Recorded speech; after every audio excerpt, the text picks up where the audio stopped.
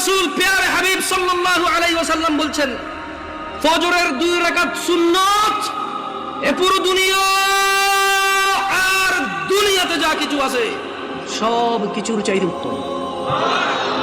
তাহলে যে 2 রাকাত সুন্নত পৃথিবীর চাইতে উত্তম, ওই 2 রাকাতের সুন্নতের পরে যে 2 রাকাত ফরজ রয়েছে, এই ফরজের আল্লাহু আকবার কি দিয়ে মিটাবা? এই ফরজের সামি আল্লাহু লিমান হামিদা কি দিয়ে মিটাবা?